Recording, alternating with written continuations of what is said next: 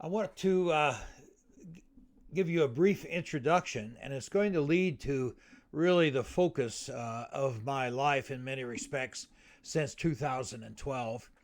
I, I, this is Richard Myers here again with you, and thank you for joining me. I put out a prayer request not too long ago. It's a video on YouTube. You can look it up. It's about the direct gifting digital platform that I was praying about. Sunday morning at 7 a.m., my mind was opened up. As you get this to my age, sometimes all of a sudden you remember things that you'd forgotten. And all of a sudden I had clarity on an issue, and I think God has answered my prayer. But I have to check it out. I have to confirm it before I can go public with it, as it were, move forward. And so that's what I'm going to be doing for the next month or so. I have to travel. I have to interview people, and vet the whole process that is hopefully going to unfold. But this whole thing revolves around form and function. So if you know the function that you're intending to accomplish, then that form will dictate. If you know the function that you're intending to accomplish, that function will dictate the form that you create to accomplish that function. Let me illustrate with an experience that I had. I decided at one time in our ministry to have a marriage enrichment seminar.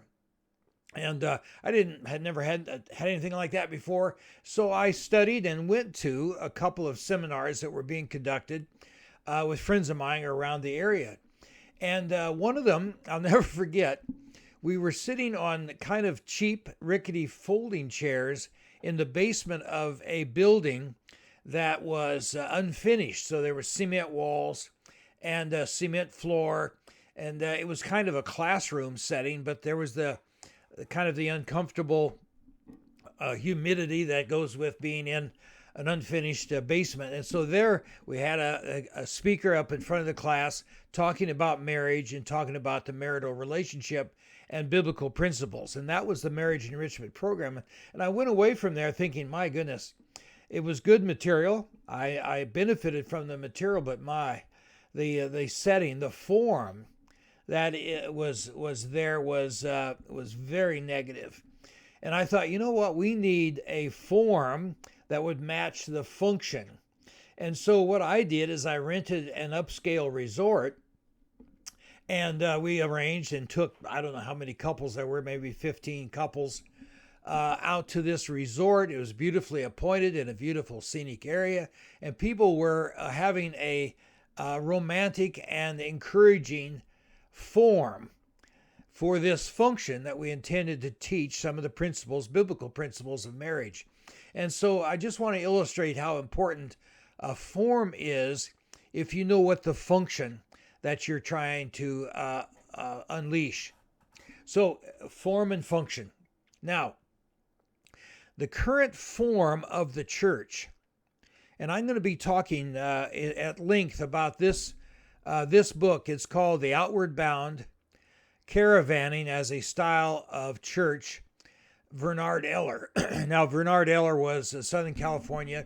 I'm going to be talking about him, and I'll introduce him in another video. This book is the third most important book about the church that I have in my collection. And in that book, he talks about the form of the church. And he came up with this metaphor of a caravan versus a commissary. A caravan versus a commissary. Now, a commissary is the form that exists currently in our institutional, as it were, institutional church. Every church that you go to, that's what we have. That's the only thing we have pretty much, are the institutional church, own a building. People come on Sundays and so forth. There's a Sunday school. There's outreach ministries to the community, etc., etc. That's the current church form. Now, what he suggests is that the form should be one of caravanning and not a commissary. What I want to point out in this video is that the commissary form for the church derives out of a satanic infestation of the church brought in very early, and that here's that satanic infestation. That is to say that the church is there as a dispensary of salvation. And from the dispensary idea, we have things that we give out that people come to receive salvation, and the salvation becomes not a point, but it becomes a process. It becomes an unfolding as people come each week, and then you have to have a certified person who is certified by the commissary to dispense these sacraments.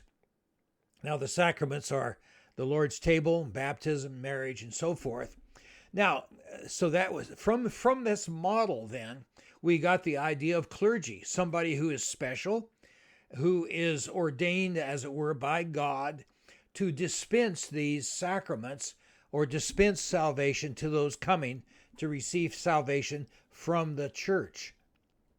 And so this is the institutional model, and that model carried on through the Reformation right into the Baptist church on the corner, evangelical church, anywhere you go, you're going to have the institutional model. It came out of, and we still have the vestiges of that form, the commissary I called it, which was created out of an error, a biblical error, a satanic infestation of impurity, and that is that the church is a dispenser of salvation.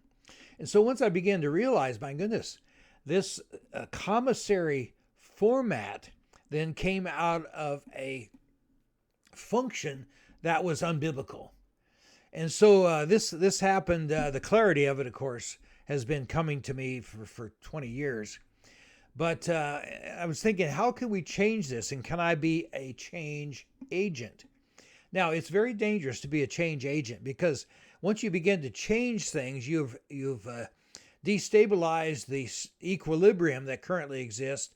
And as you move to a new equilibrium, or a new form, as it were, to be more consistent with biblical functions, you run the risk of Satan deflecting you to something that is even worse or not as good, and so forth. So I have recognized the danger that this poses, and the danger that I might unleash if I start advocating a change in form.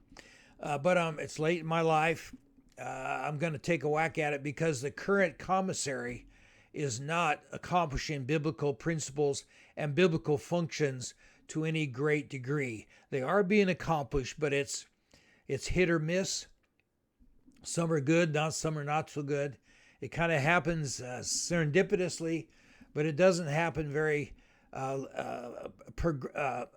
logically and process. In other words, the function is not, the form is not consistent with the function.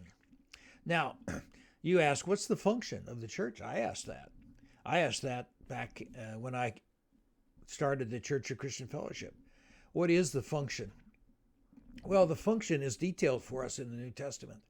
And I'm going to give you, those who are on my email list, I'm going to attach an attachment that covers the one another passages, which gives you, there's many others too, I suppose, but it gives you a clear indication of what the church is to be doing functionally.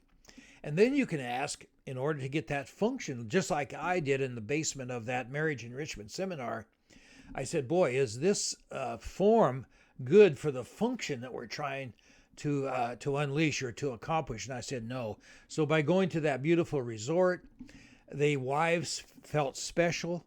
There was privacy to have very effective communication. And some of you that are listening to me were at that at that seminar, and of course you all remember Dr. Ed Wheat, and I'll say no more about that. Anyway, lots of interesting memories. I'm sure everybody who listens to this, who were at that Marriage Enrichment Weekend, remember it, because it was a great time. But again, the form and function were compatible, and the form was consistent with the function that you wanted to accomplish. Form and function. We want not a commissary, but a caravan, and I'm going to talk about that later. Pray for me. Again, 7 a.m. Sunday morning, all of a sudden clarity just hit my mind, and I had been overlooking and missing what was right in front of me. And so I believe that God is answering prayer.